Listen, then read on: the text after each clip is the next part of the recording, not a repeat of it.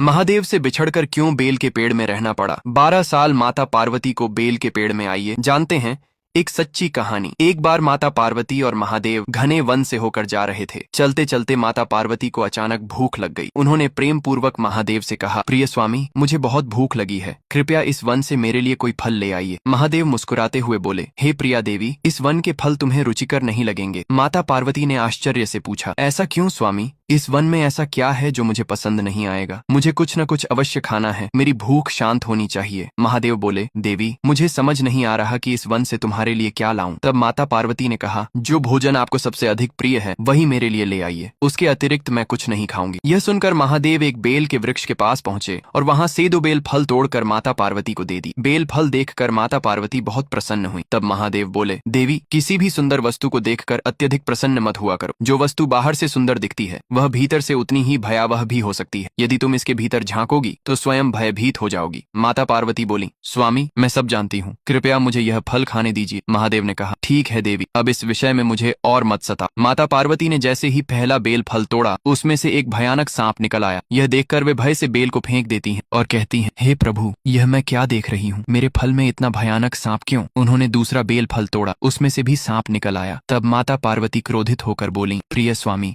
मैं जानती हूँ आप अत्यंत शक्तिशाली हैं, परंतु भूखे व्यक्ति के साथ इस प्रकार का मजाक करना उचित नहीं है। महादेव शांत स्वर में बोले, हे देवी, यह सब मैंने नहीं किया, यह तुम्हारे प्रिय पुत्र गणेश का किया हुआ है। माता पार्वती ने आश्चर्य से कहा, परंतु गणेश तो मेरे साथ नहीं है, उन्होंने ऐसा कब किया? तब महादेव बोले, देवी, यह बेल का वृक्ष पहले फल नहीं देता था। इसने एक बार तुम्हारे पुत्र गणेश से वरदान मांगा था कि यदि इसमें बेल फल लगे तो यह उनके लिए व्रत करेगा, परंतु इसने अपना व्रत पूरा नहीं किया। इस कारण क्रोधित होकर गणेश ने इसे सांप बना दिया। यह सुनकर माता पार्वती बोली, स्वामी, मैं अपने पुत्र गणेश के लिए व्रत करूंगी ताकि यह वृक्ष अपने शाप से मुक्त हो जाए। महादेव जोर से हंसते हुए बोले, हे देवी, केवल व्रत करने से यह शाप मुक्त नहीं होगा। इसके लिए तुम्हें 12 वर्षों तक इसी वृक्ष में वास करना होगा और इस दौरान तुम्हें इसके पत्तों के अतिरिक्त कुछ भी नहीं खाना होगा। माता पार्वती ने दृढ़ स्वर में कहा, मुझे यह स्वीकार है। तब महादेव भावुक होकर बोले, देवी, तुम्हारे अतिरिक्त इस धरती पर कोई भी यह तपस्या नहीं कर सकता। तुम स्वयं आदि शक्ति माँ दुर्गा हो। तुम समस्त जगत के दुख और कष्ट अपने ऊपर लेकर उनका आर्ण चुकाती हो। यह कहकर माता पार्वती उस वृक्ष में समा गई। महादेव उस वृक्ष के नीचे बैठकर तपस्या करने लगे और करुण स्वर में बोले, मेरी अगली कथा देखने के लिए लाइक और सब्सक्राइब करें।